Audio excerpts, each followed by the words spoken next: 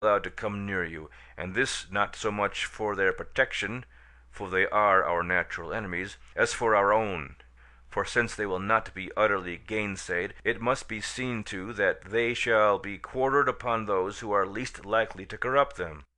But independently of this consideration, and independently of the physical guilt which attaches itself to a crime so great as yours, there is yet another reason why we should be unable to show you mercy, even if we were inclined to do so. I refer to the existence of a class of men who lie hidden among us, and who are called physicians. Were the severity of the law, or the current feeling of the country, to be relaxed never so slightly, these abandoned persons, who are now compelled to practice secretly and can be consulted only at the greatest risk, would become frequent visitors in every household. Their organization and their intimate acquaintance with all family secrets would give them a power, both social and political, which nothing could resist. The head of the household would become subordinate to the family doctor, who would interfere between man and wife, between master and servant, until the doctors should be the only depositories of power in the nation, and have all that we hold precious at their mercy. A time of universal dephysicianalization would ensue. Medicine vendors of all kinds would abound in our streets and advertise in all our newspapers. There is one remedy for this, and one only. It is that which the laws of this country have long received and acted upon, and consists in the sternest repression of all diseases whatsoever, as soon as their existence is made manifest to the eye of the law.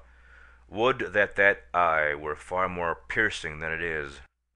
But I will enlarge no further upon things that are themselves so obvious. You may say that it is not your fault. The answer is ready enough at hand, and it amounts to this: that if you had been born of healthy and well-to-do parents, and been well taken care of when you were a child, you would never have offended against the laws of your country, nor found yourself in your present disgraceful position. If you tell me that you had no hand in your parentage and education, and that it is therefore unjust to lay these things to your charge, I answer that whether your being in a consumption is your fault or no, it is a fault in you, and it is my duty to see that against such faults as this the Commonwealth shall be protected. You may say that it is your misfortune to be a criminal. I answer that it is your crime to be unfortunate.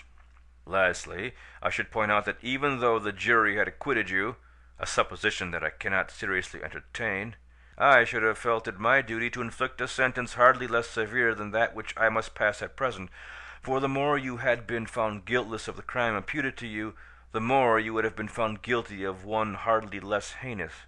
I mean the crime of having been maligned unjustly. I do not hesitate, therefore, to sentence you to imprisonment with hard labor for the rest of your miserable existence.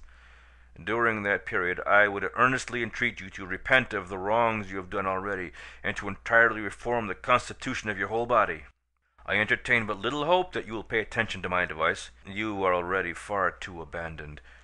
Did it rest with myself, I should add nothing in mitigation of the sentence which I have passed, but it is the merciful provision of the law that even the most hardened criminal shall be allowed some one of the three official remedies, which is to be prescribed at the time of his conviction. I shall therefore order that you receive 2 tablespoons of castor oil daily, until the pleasure of the court be further known. When this sentence was concluded, the prisoner acknowledged in a few scarcely audible words that he was justly punished, and that he had had a fair trial. He was then removed to the prison from which he was never to return.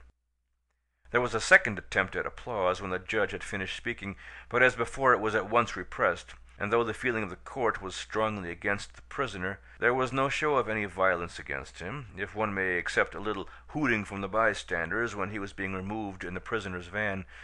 Indeed, nothing struck me more during my whole sojourn in the country than the general respect for law and order.